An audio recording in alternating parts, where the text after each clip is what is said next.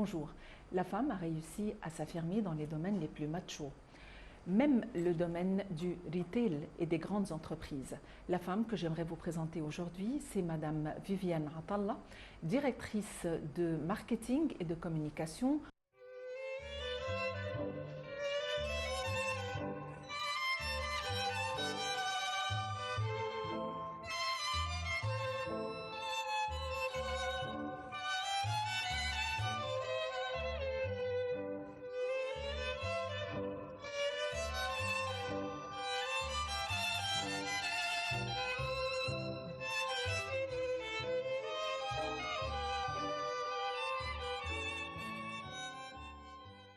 Madame Viviane Atallah, vous êtes directrice de marketing et de communication dans une grande chaîne. Bonjour et bienvenue avec nous. Bonjour, merci de me recevoir aujourd'hui. C'était vraiment avec plaisir que j'ai cet entretien avec vous. Votre domaine de retail, de distribution, de direction dans une des grandes chaînes ayant plusieurs succursales implique vraiment beaucoup de présence et de ténacité. On aimerait vous connaître de plus près. Commençons tout d'abord par votre formation. Alors, effectivement, je suis directrice marketing et communication dans la grande distribution. J'ai une formation, j'ai étudié en France, j'ai grandi en France. J'ai eu un baccalauréat économique. Ensuite, j'ai été pendant 2 ans à l'université de la Sorbonne, où j'ai fait un DUG d'économie politique. Ensuite, je suis allée à l'université de Dauphine, où j'ai eu un master en gestion. Et j'ai terminé mes études avec un master aussi à l'université de Dauphine, spécialisé dans la grande distribution avec des spécialités de logistique, de marketing. Qu'est-ce qui a fait que vous vous êtes orientée vers ce domaine qui n'est pas clair pour tout le monde? Alors en fait, je commençais à travailler depuis que j'ai l'âge de 16 ans. Alors je vivais en France, je suis française et égyptienne. Donc dans la culture, on travaille dès qu'on a l'âge de 16 ans, pendant les vacances, pour apprendre à se débrouiller, à pratiquer et à connaître le marché du travail très jeune. Donc je pense que c'est quelque chose de très très important et qu'on a très peu en Égypte malheureusement. Et j'encourage toutes les mamans à encourager leurs enfants, filles et garçons, à commencer très tôt à avoir cette expérience parce que ça m'a aidé à découvrir quelles étaient mes priorités et quel secteur dans lequel j'avais envie de travailler. Donc j'ai commencé des petits boulots tout simplement. Donc j'ai fait plein de petits boulots de caissière, de réceptionniste. Je remplissais les rayons, je faisais les papiers cadeaux pendant les périodes de fête. Donc ça a commencé comme ça et ensuite j'ai commencé mes études à l'université, puis il a fallu commencer à trouver des formations d'été, des stages. Et j'ai fait un stage de marketing et c'était mon premier stage parce que j'avais eu cette expérience avant pendant l'été. Donc ça m'a permis d'avoir mon premier stage. Donc ce premier stage en grande distribution m'a permis d'avoir mon deuxième stage en grande distribution aussi, toujours en marketing. Donc et à chaque fois des expériences extrêmement intéressantes et extrêmement enrichissantes et puis des personnes que j'ai rencontrées qui m'ont donné confiance en moi, qui m'ont donné l'opportunité de me découvrir. Donc c'était exceptionnel pour une jeune fille. Ensuite, j'ai terminé mes études et pour le master, j'avais toute mon expérience du côté de la grande distribution. Alors, pour bien choisir à la fin de mes études la filière dans laquelle j'allais me professionnaliser, donc j'ai décidé d'aller du côté de la production et j'ai travaillé chez un producteur pendant 9 mois.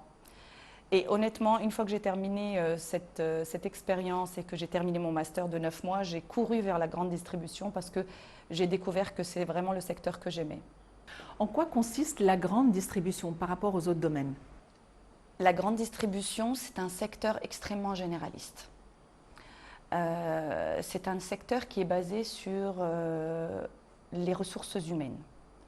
C'est un secteur qui embauche de la personne qui ensache les courses pour les clients dans un supermarché jusqu'au directeur régional ou directeur du pays. Donc on a différents échelons. Donc c'est un secteur humain.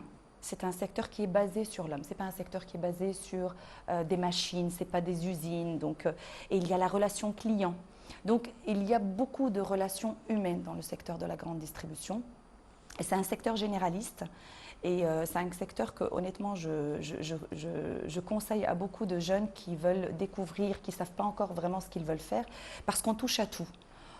Quand on commence en grande distribution et surtout du côté opérationnel, donc en magasin, on a l'opportunité de travailler différents aspects. Donc on est responsable d'une équipe, donc on a une gestion humaine, on est responsable d'un stock, donc on a une gestion de stock, on est responsable commercialement parce qu'on a des objectifs de vente, des objectifs de marge, des objectifs de profit. Donc tout ça fait que c'est un secteur qui est extrêmement riche. On apprend beaucoup de choses et aucun jour ne se ressemble. C'est toujours un perpétuel renouvellement, un perpétuel recommencement et c'est tous les jours un nouveau challenge.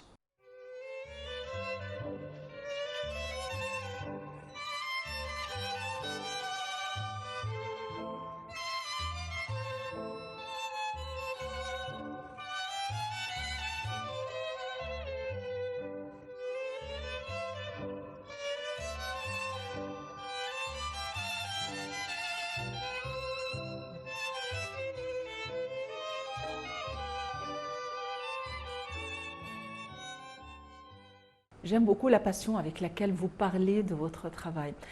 Vous avez dû passer par plusieurs étapes pour réussir. Quelles sont ces différentes étapes? J'ai commencé dans une des 3 premières grandes entreprises de la grande distribution en France.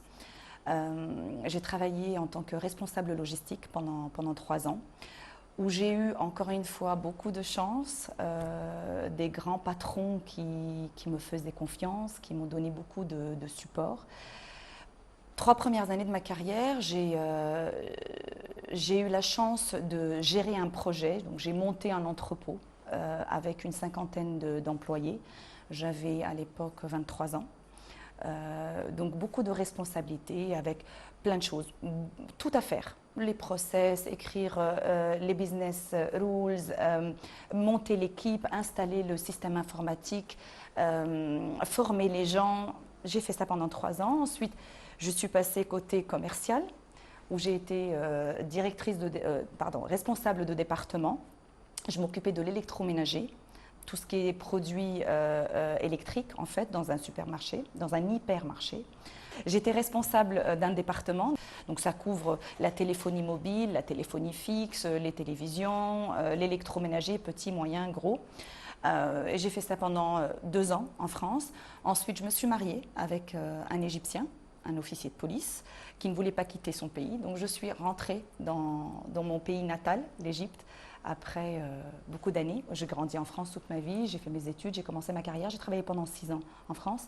Et je suis rentrée en Égypte il y a 15 ans pour occuper la même fonction en Égypte que celle que j'occupais en France, chef de secteur, mais dans un autre secteur. En France, c'était l'équipement de la maison. En Égypte, j'ai occupé les fonctions opérationnelles en magasin de bazar léger et textile.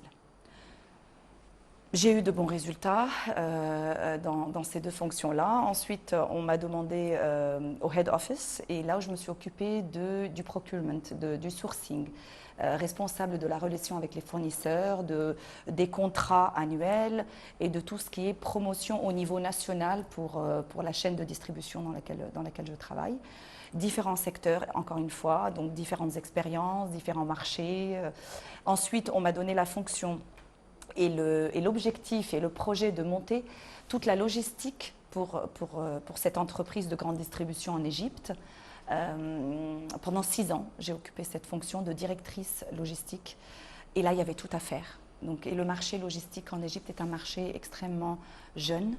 Peu de grandes entreprises qui travaillent dans ce secteur, beaucoup de petits entrepreneurs qui ont 1 ou 2 trucks. Et là, il fallait gérer justement cette partie opérationnelle. Et donc, on a monté 2 entrepôts logistiques. Encore une fois, un secteur très masculin, la logistique en Égypte. Vous venez de dire un secteur très masculin. Comment est-ce qu'un secteur pourrait être masculin? Alors, par nature, parce que la grande distribution, c'est des chaînes de magasins. Donc la nature du métier lui-même veut que c'est un métier qui est plus convenable, je voudrais dire, pour les hommes. Pourquoi? Parce que les horaires, la difficulté du secteur, donc les personnes qui remplissent les rayons, etc., c'est souvent des hommes. Les femmes dans les magasins, c'est surtout au niveau de la caisse ou au niveau de la vente. Donc, on a beaucoup d'hommes dans les magasins. Au niveau du headquarter, on a une belle représentation féminine parce que c'est des horaires qui seront plus de bureau. Donc, on a des horaires de 8h à 5h, on a un week-end, vendredi, samedi.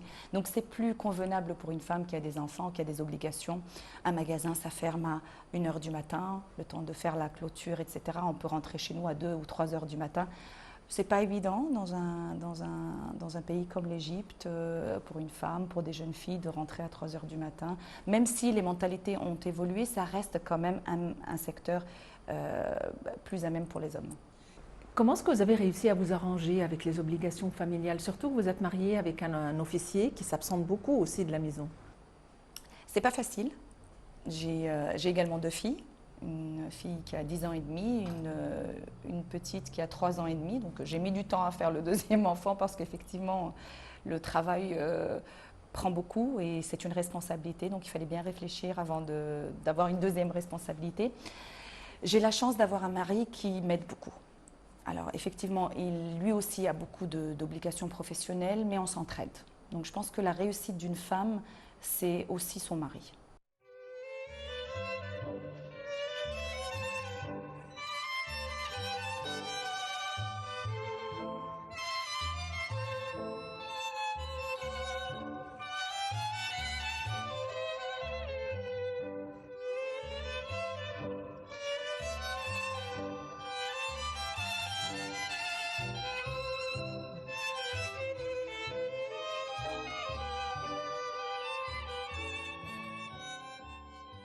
Quel est l'avenir de ce domaine de distribution en Égypte, en Afrique et dans les pays arabes? Parce qu'à l'heure actuelle, en économie, on ne parle plus de pays, on parle plutôt de régions, on parle de groupements. Donc, quel est l'avenir de ce genre d'entreprise dans notre région? Non, je pense que la grande distribution a encore beaucoup d'avenir dans notre région. On est encore à un stade extrêmement primaire. La distribution en général, aujourd'hui, ce qu'on appelle le modern trade, est très peu représenté en Égypte. La distribution a encore beaucoup d'avenir dans notre région. On est encore à un stade extrêmement primaire. La distribution en général, aujourd'hui, ce qu'on appelle le modern trade, est très peu représenté en Égypte. Les chaînes de distribution sont peu nombreuses et on ne couvre pas tout le pays. Donc le marché traditionnel est encore la majorité en Égypte. Donc, il y a encore beaucoup d'avenir sur toute la région en général pour tout ce qui est hypermarché et supermarché. Est-ce que ce genre d'hypermarché est susceptible de menacer la production locale, les marchés locaux? Au contraire, je pense que c'est un point de distribution organisé qui aidera toute la production locale et l'économie locale. Au contraire. À quoi aspirez-vous sur le plan professionnel? Continuer à grandir, c'est sûr. Je pense qu'on travaille tous parce qu'on a envie de continuer à apprendre. J'ai 20 ans de retail derrière moi, mais j'ai encore cet espoir de continuer à apprendre tous les jours et de donner. C'est un secteur, encore une fois, qui est très dynamique, qui est très vivant, qui est très énergétique, très actif, où on apprend tout le temps. Vous voulez rester toujours dans le retail? Honnêtement, pour le moment, non. Tant que je m'amuse, tant que j'apprends, tant que je donne et que je me sens utile et en même temps j'ai cette chance d'apprendre et d'évoluer, non, j'ai pas envie de faire autre chose. Qu'est-ce que votre long séjour en France vous a rapporté? Honnêtement, je dois beaucoup à la France. Je dois toute mon éducation, toutes mes valeurs. J'ai appris tout ce qu'un enfant, un adolescent, un jeune adulte peut apprendre sur la citoyenneté, sur le respect, sur les valeurs humaines. Je dois énormément à la France qui est ma patrie d'adoption et à qui je dois ma réussite aujourd'hui.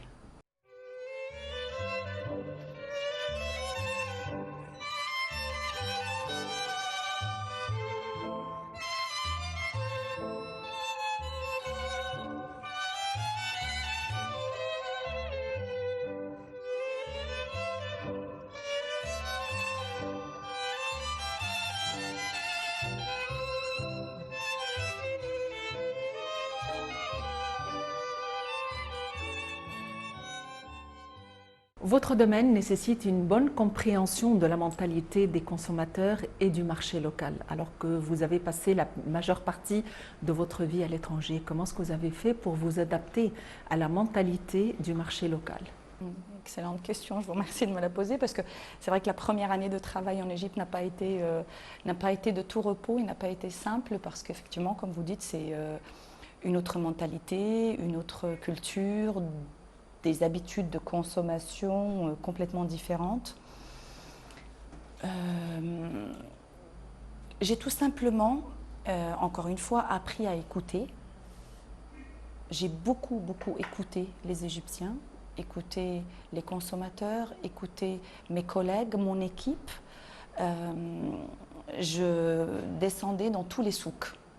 J'allais dans vraiment les quartiers les plus profonds du Caire et d'Alexandrie pour comprendre le marché, pour comprendre les habitudes de consommation, pour comprendre ce que le client avait besoin. Je suis arrivée en Égypte avec une formation très solide en gestion et une expérience solide en grande distribution. Et en tant qu'expatriée en Égypte, notre objectif et notre mission est de former les Égyptiens. Et de former les Égyptiens à un secteur qui est nouveau en Égypte. Donc pour ce faire, effectivement, il faut d'abord écouter, comprendre, échanger, dialoguer et surtout former. Former, c'est l'objectif de n'importe quel expatrié qui vient en Égypte. Est-ce que vous comptez rester dans ce domaine pour le restant de votre carrière? Tant que je reste dans la vie de l'entreprise, et encore une fois, je vous répète que tant que je m'amuse, tant que j'apprends et tant que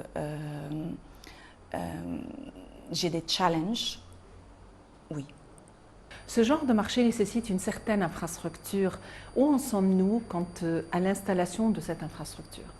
Je pense que ça, c'est la partie qu'on appelle business development. On a besoin effectivement de couvrir, d'avoir le maximum de couverture géographique dans le pays. Donc là, on a commencé d'abord par les deux villes les plus importantes de l'Égypte, qui sont le Caire et Alexandrie. Mais une fois qu'on a un bon coverage de ces deux villes-là, il faut aussi aller servir, parce que c'est aussi notre rôle, d'aller servir les consommateurs égyptiens dans tout le pays. Donc maintenant, on va vers le Delta, on peut aussi aller en tant que chaîne de grande distribution, aller aussi vers la Haute-Égypte. C'est un objectif pour n'importe quelle compagnie de grande distribution. Dans une région comme la Haute-Égypte, est-ce que les consommateurs peuvent s'adapter? Dans une région comme la Haute-Égypte, à votre avis, est-ce que les consommateurs sont susceptibles de s'adapter à ce genre de marché ou est-ce qu'ils opteraient plus vers les marchés locaux, traditionnels qu'ils connaissent? Je pense qu'à chaque fois qu'une chaîne de distribution s'implante dans un gouvernorat en Égypte, on est toujours très bien accueillis. On est toujours très bien accueillis parce que c'est quand même un confort d'achat.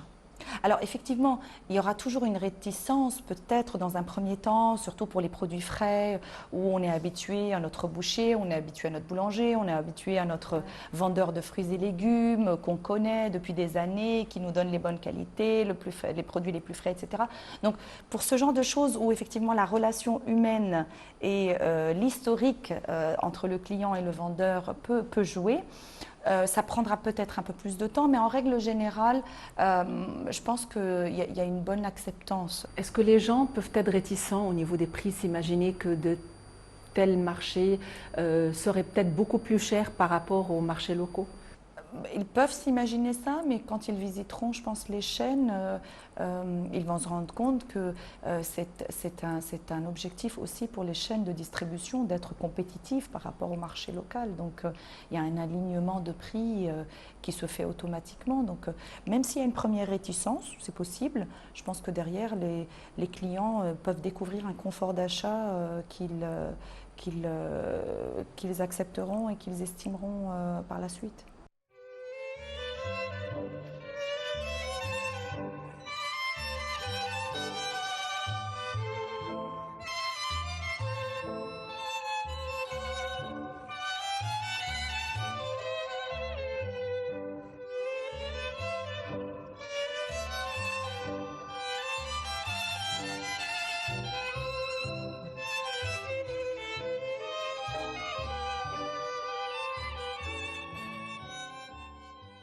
Viviane Atallah, vous avez vécu à l'étranger. Que pensez-vous de la femme égyptienne? C'est une femme extraordinaire. C'est une femme extraordinaire et je trouve que sur les 15 dernières années, il y a eu beaucoup d'évolutions extrêmement positives. Je gardais de la femme égyptienne l'image de ma grand-mère, une femme au foyer qui avait pour seul objectif de sa vie de rendre heureux ses enfants et son mari. Donc aujourd'hui, je pense que la femme égyptienne a évolué et pour moi dans le bon sens parce que c'est une femme qui a envie de travailler aujourd'hui, qui a envie de réussir, qui réussit. C'est une femme forte, c'est une femme qui n'oublie pas ses obligations familiales envers ses enfants, envers son mari, envers la communauté. Et ça, c'est quelque chose d'extraordinaire aussi, parce qu'elles sont capables de faire beaucoup de choses. Alors, elles se donnent beaucoup de peine et elles se fatiguent beaucoup, mais elles n'oublient pas leur rôle dans la communauté, elles n'oublient pas leur rôle dans la famille, et elles veulent aussi réussir professionnellement, et moi, je trouve que c'est extraordinaire. Quel est le conseil le plus précieux que vous avez eu à donner dans votre vie? Restez toujours honnête. Honnête. En égyptien, on dit el amena. L'honnêteté dans tout ce qu'on fait. Ça se paye. Quel est l'endroit qui vous tient à cœur? Mon village natal. Lequel? Midramr. Est-ce que vous avez vécu là-bas? Oui, j'ai grandi les 6 années en Égypte avec mes grands-parents. Et c'est là que vous avez appris le français ou c'était par la suite? Non, j'étais dans une école anglaise. Et vous avez appris le français par la suite, après 6 ans? En France. À quel âge? À l'âge de 6 ans. 3 mois, vous êtes complètement bilingue. Est-ce que vous êtes toujours en contact avec cet endroit? Vous leur rendez visite? Très peu depuis le décès de mes grands-parents. Très, très peu. Êtes-vous optimiste ou pessimiste vis-à-vis du lendemain? Ah, optimiste. Optimiste, bien sûr. Toujours. Que craignez-vous le plus? Parce que pour moi, c'est à double tranchant. Parce que j'ai très à cœur la justice et parce que j'ai grandi dans une communauté où on réussit par le mérite et uniquement par le mérite. Et la valeur du travail est une valeur qui est très forte dans mon éducation. Mais le monde n'est pas parfait et l'injustice existe. Et j'ai toujours cette crainte de soit faire l'objet d'une injustice, soit quelqu'un de proche vive une injustice. Et ça fait partie de la vie, ça peut arriver. Donc, et des fois, on n'a pas forcément les moyens d'y remédier. Donc, c'est un peu un côté fataliste, l'injustice. Donc, quelque chose qu'on ne peut pas contrôler des fois et qu'il faut juste accepter. Mais on peut dire qu'on sera récompensé un jour ou l'autre parce que c'est la justice qui règne finalement. C'est la justice qui doit régner en principe à terme. Et personnellement, dans ma vie, je l'ai vu. Alors, des phases d'injustice et puis après, justement, les points se remettent sur les i et tout rentre dans l'ordre. Mais l'injustice est quelque chose de difficile, je trouve, à vivre. Mais qu'on doit accepter, parce que ça arrive. Viviane Atallah, vous êtes directrice de marketing et de communication dans une des chaînes. Merci d'avoir été avec nous aujourd'hui. Merci beaucoup. C'était Viviane Atallah, directrice de marketing et de communication et responsable de retail. Elle a affaire avec le marché, un domaine qu'elle a qualifié de très masculin. Merci de nous avoir suivis et à la prochaine.